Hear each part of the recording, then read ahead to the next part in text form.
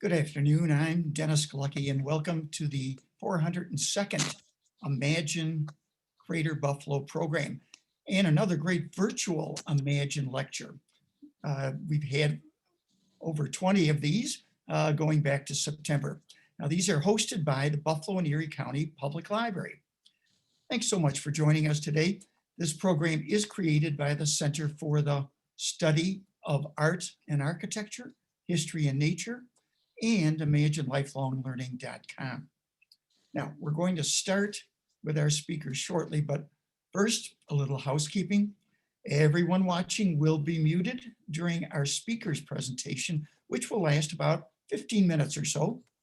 We will have time for questions at the end. And if you do have a question, please type it into the chat box and we'll get to as many as we can. This program is being recorded. You'll be able to watch it again later on the library's Facebook and YouTube channels, and we invite you to share those links with your network of friends. As a reminder, we'll be here on Zoom every Tuesday at 12:30 p.m. with a great lineup of local speakers. Life willing, we'll see you every week.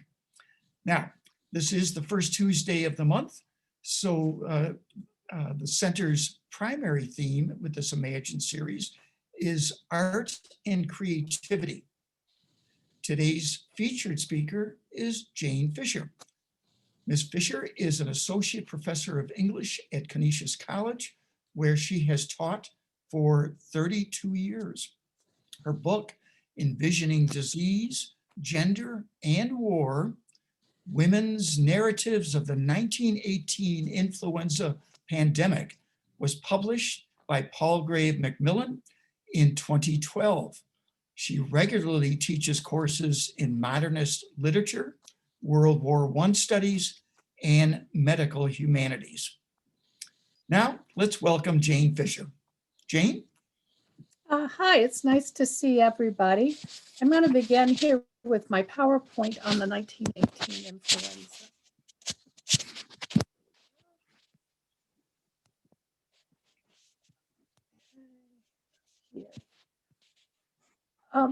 Today, the 1918 influenza is getting a lot of press, but it was surprisingly forgotten for about 70 or 80 years. There's been a great deal of scientific research in about the last 30 years to find out the simple facts about the influenza. It first began in Canton, Kansas. It's intimately tied to the World War I, and it's intimately tied to American participation in World War I. So March 4th, very close, its anniversary is coming up. Camp Funston, which was a subsidiary camp of Fort Riley. DNA sequencing has confirmed that it is an avian influenza. Most avian flus begin in China, but this one began in Kansas. And it was probably a crossover between a chicken and some kind of domestic bird. This deadly new virus was able to cross species lines and jump to humans. And because of globalization, it was able to spread around the world. Well, what distinguished it from other influenzas? Its symptoms were severe. Sudden onset.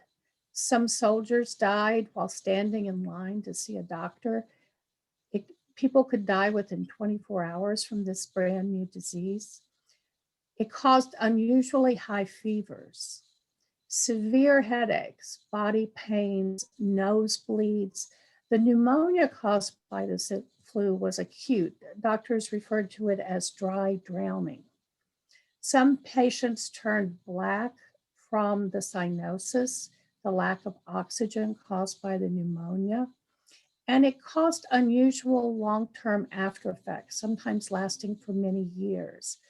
Heart changes in the heart, but also neurological impairments, encephalitis that were very unusual. Also unusual was the range and the number of its victims. Usually influenza most affects the elderly and the very young. But the bell curve for the 1918 influenza was the young and the healthy. Soldiers and pregnant women were at highest risk during this pandemic. And scientists are still trying to figure this out.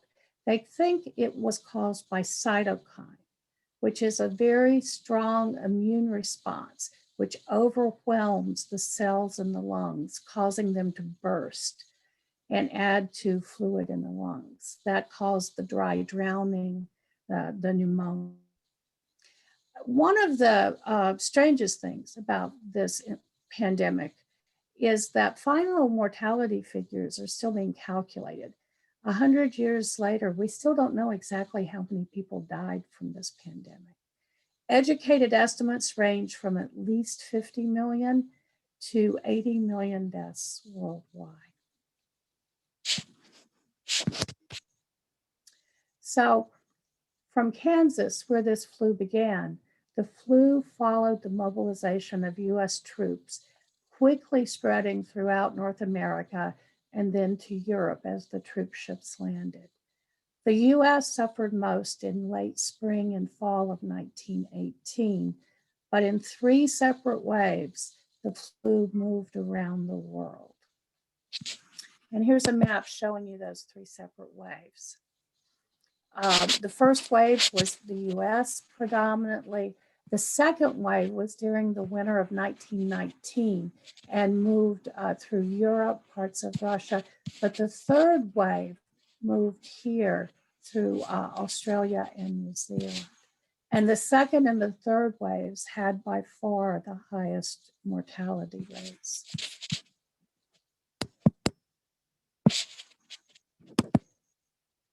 One of the most upsetting things about the pandemic, I think, for the medical establishment is they not only did not know what it was, but they had very few weapons to fight it.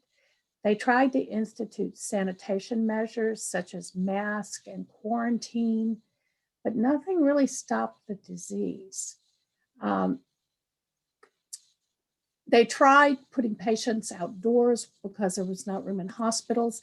That seemed to work. So they moved more and more patients outdoors, but nothing really stopped the death rate except simply letting the disease run its course. With no medical cures available, the public found its own responses to the pandemic. There were lots and lots of popular cures like this Milton elixir. There were pastels that were given for sore throats. And children made up their own jump rope rhyme. I had a little bird, its name was Enza. I opened the window and flew Enza.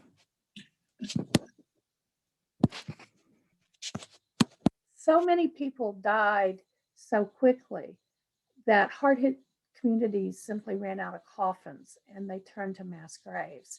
Some of these mass graves were not marked at the time of the pandemic and are now receiving markings at the centennial mark. This photograph on the left is actually cropped. This is a very large mass grave that was dug in the city of Philadelphia. Philadelphia had some of the highest mortality rates in the US. This is a marker for a large mass grave of children. And the words used are the same words that are used for World War I memorials. Their names are known only to God. And this is Arlington, Kentucky, a recent marker for a large Spanish flu mass grave memorial in Kentucky. But you have to assume one of the reasons we don't know the numbers for this pandemic is there were many, many mass graves. And we probably never really will know. The names of the people killed are the exact numbers killed in this pandemic. Well, one of the unforeseen consequences of this pandemic is suddenly nurses were valued and increasingly hard to find. There was no public health infrastructure. Hospitals were turning away patients, but nurses were essential if you wanted to survive this pandemic. On the left is an ad. My daughter will die for need of a nurse. Want a nurse? Please come at once.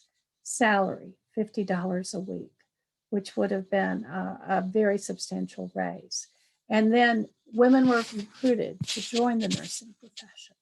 Be a nurse, earn 15 to 25 a week. Chicago School of Nursing.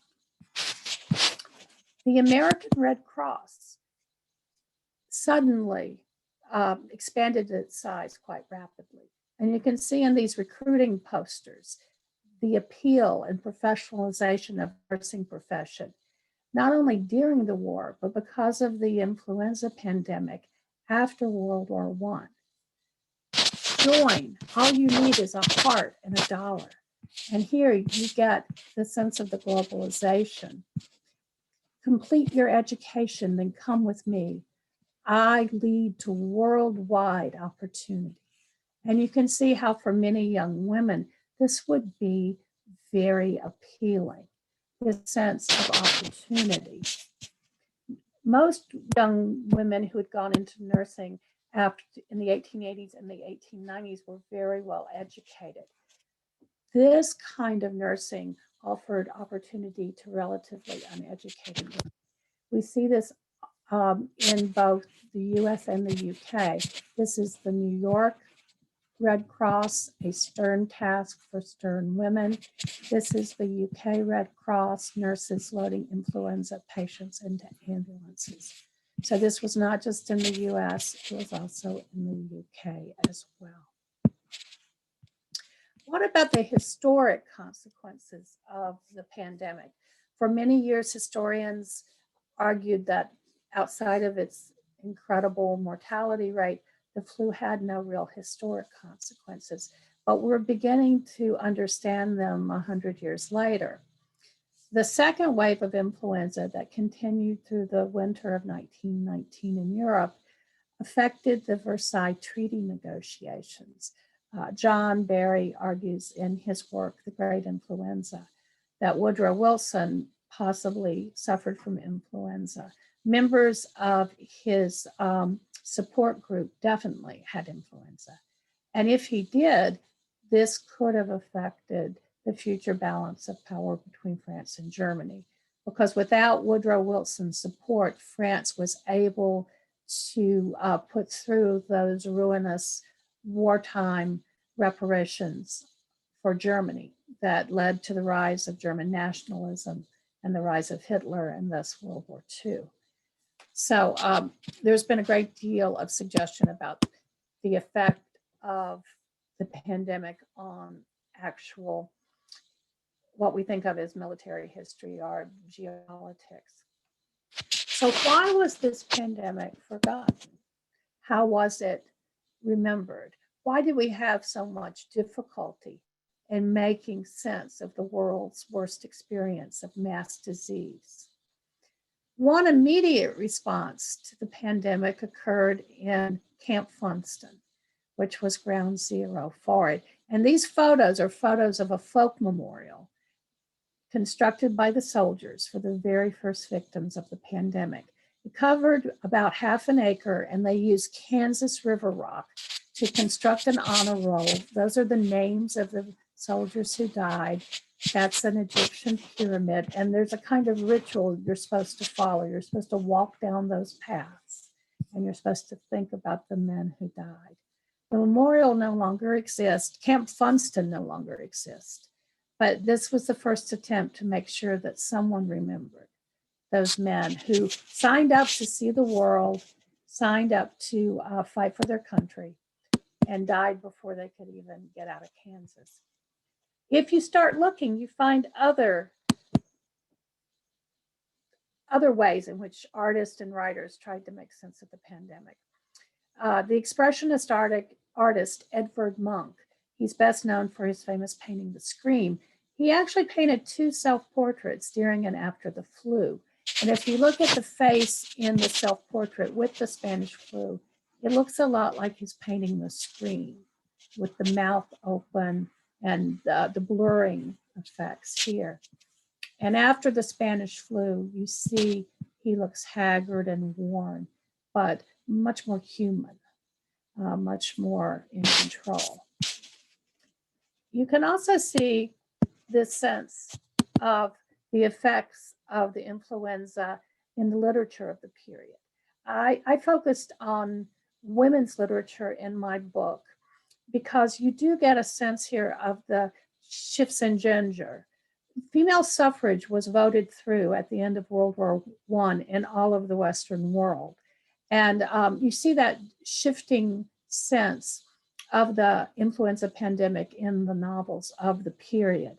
And partially, I think it was because the war was such a rite of passage for the men of the period, and it proved a devastating rite of passage. Because of the new wartime technology, soldiers were wounded and killed at rates unimaginable before World War I. But nursing was so much closer to childbirth, to motherhood, which had been traditional rites of passage for women. And the 1918 influenza pandemic provided a kind of rite of passage for women, just as war had always been a rite of passage for men, a way to prove yourself, a way to establish yourself in the world. And nursing was not nearly as destructive as being a soldier turned out to be. All of these books end with not just a sense of mourning, but also a sense of vision, a sense of trying to perceive and participate in a changed world. Not a sense of what that world is going to actually consist of, but a sense of being willing to move out into that public space and participate in it. So why was the 1918 flu pandemic forgotten? Well, partially it was obscured by the war. Partially its scale was just too overwhelming to engage. But mainly the senseless nature of the pandemic just didn't fit any of the heroic stories a grieving world needed to tell itself after the Great War's brutality. And I'm quoting here from Catherine Arnold. Part of the problem was that dying from flu was considered unmanly. To die in a firefight, that reflected well on your family. But to die in a hospital bed, turning blue, coughing, puking, that was difficult for loved ones to accept. There was a mass decision to forget. But the 2020 coronavirus pandemic has renewed interest in the previous pandemic at revealing parallels between the two events. One example, the American public's continuing resistance to wearing masks. I had absolutely no trouble in finding many examples of anti-mask sentiment in 1918. San Francisco started an anti-mask league, and there were actually 3 people shot in a struggle over wearing masks. We haven't gotten quite that far yet, I guess, but I include some of our anti-mask people on the right-hand side and a very funny cartoon about trying to find masks that will fit everyone's custom nose right in the middle there. So we haven't changed at all in our anti-rhetoric, it seems. Also, the challenges to leadership during the pandemics were also very questionable. Both the presidents in 1918 and in 2020 basically suffered from influenza. If you accept John Barry's argument, Woodrow Wilson had influenza. He seemed to suffer neurological effects that really made him incapable of working for the rest of his presidency. They seemed to permanently disable him.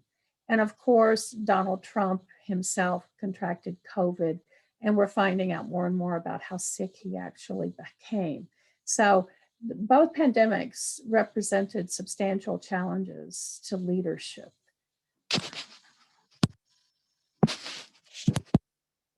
Both pandemics, the virus mutated. And that's why I think this is a particularly good time to think about the 1918 influenza. We're seeing the new mutations come to the US right now. The UK mutation seems to be very strong right now in New York City. It will probably come to Buffalo in the next 2 or 3 weeks. And in 1918, the mutations killed more people than the original virus.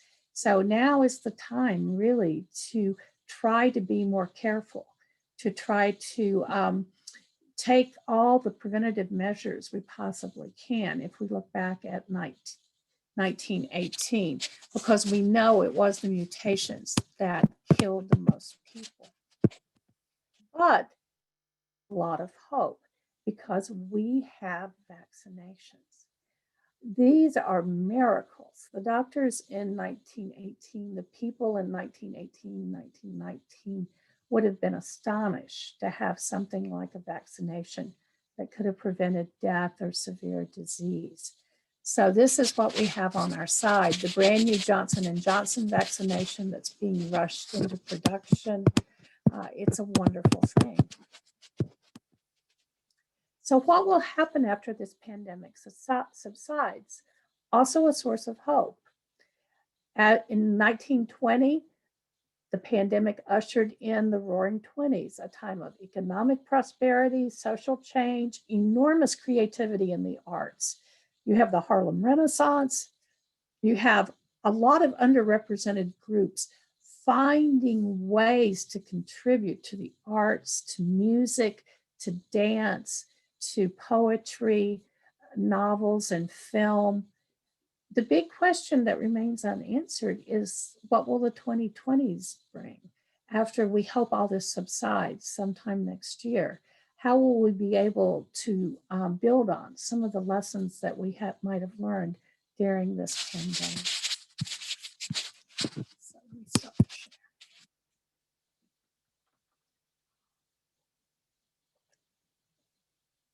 Okay. Any questions? Leah, do we have any questions from our audience? Yep, we do have a question. If the pandemic started in Kansas, why is it called the Spanish flu? That is a fantastic question. I have been very annoyed with all the names they have tried to give the COVID-19, in terms of origin. It's called the Spanish flu because Spain was the only country that didn't have censorship during the war. It was a neutral country, and they wrote a lot of news stories about the influenza. The Spanish king actually died of influenza. So it picked up the nickname of the Spanish flu. Also, we did not know it began in Kansas really until the last few years. That's a fairly recent location. And some historians are still squabbling about it. There is a number of historians that would like for it to have begun in the really filthy trenches of World War I. But the scientific data really points very strongly to Kansas. So every time I hear someone call, the SARS-CoV-19 flu something like, I don't know, the Wuhan flu or something, I sort of cringe because are we going to start calling the 1918 flu the Kansas flu? None of these names really seem right. It seems how reminded of a couple things. One, it takes sometimes 100 years looking back to have some understandings that reflect perspective and whatnot. I've often heard historians talk about 50-year time cycles, but you're absolutely right. There was very little written about it, and it just seemed to. Your book was very forward thinking in 2012. Suddenly it became more the rage to do so. The other aspect is the notion of how human nature was dictating masks, for instance. Take that. It became political, but it starts with the fact that just by nature, people are going to say, I don't want to wear a mask, or, hey, I want to protect myself. And if that helps, whether it does or not, I want to try to protect myself. And that's just human nature more than anything else. And then it in our case, became political. But and quarantines were not popular in 1918 either. I think it's the Philadelphia mayor allowed a parade to go on. in the middle of the pandemic, and that did not work out well. I showed you the large mass grave in Philadelphia. Yep. So we've had the same fights all over again, and we have not learned from them, I'm afraid. Is there another question? Yes. How long, or where did it go? What was the impact of the 1918 flu on buffalo? That is a great question. I tried over winter break to find out more about it. The Buffalo History Museum has some information on this, but because of the quarantine, I couldn't get access to it. I called Forest Lawn and they have closed everything down because of the pandemic. We did pretty well from what I could gather from my preliminary research. We only had one wave of the pandemic, which is very good. I have taken my students to Forest Lawn because Canisius is right across the street from Forest Lawn. And we have looked at some of the tombstones from the pandemic.